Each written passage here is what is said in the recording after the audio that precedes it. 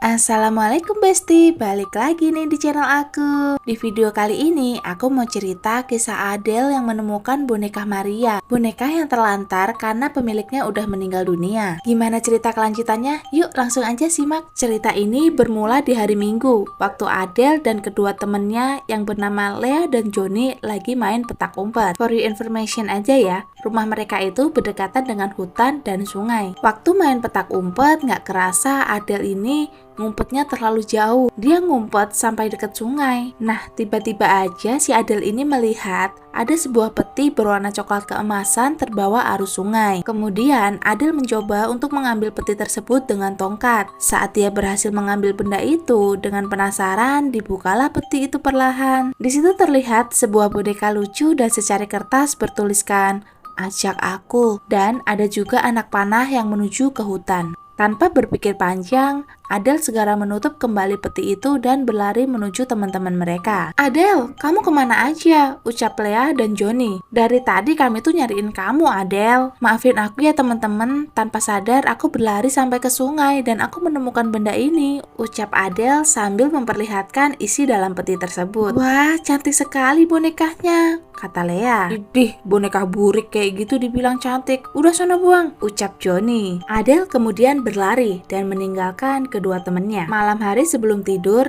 Adele mengeluarkan isi dari peti tersebut dan kemudian dia menemukan sebuah sisir yang terukir nama Maria. Oh, mungkin ini boneka milik seorang gadis yang bernama Maria.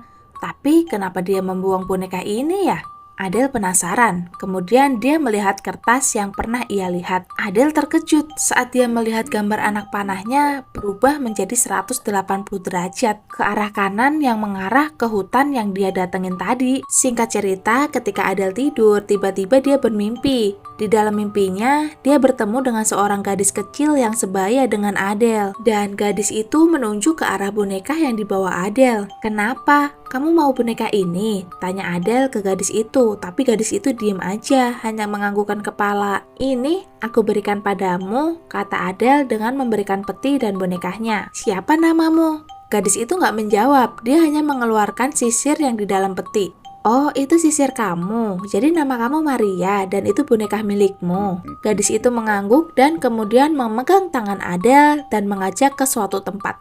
"Kita mau kemana?" Gadis itu kemudian menunjuk ke suatu rumah dan Adele tidak asing dengan rumah itu.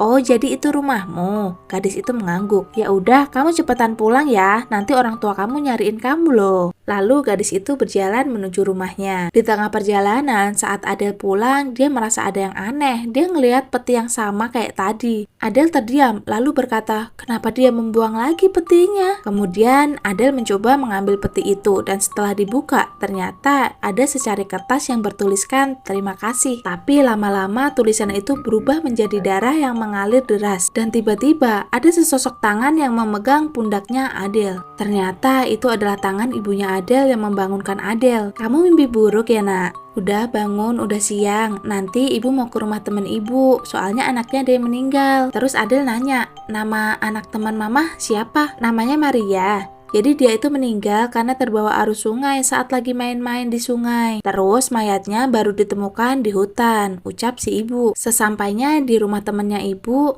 Adele melihat sekeliling rumah, terlihat foto seorang gadis yang mirip banget yang ada di mimpinya. Lalu dia juga melihat sebuah benda yang benar-benar gak asing. Iya, itu sebuah peti yang pernah dia temukan. Dan ternyata tadi malam yang mengambil boneka itu benar-benar Maria. Nah, itu dia ceritanya. Thank you for watching and see you next time.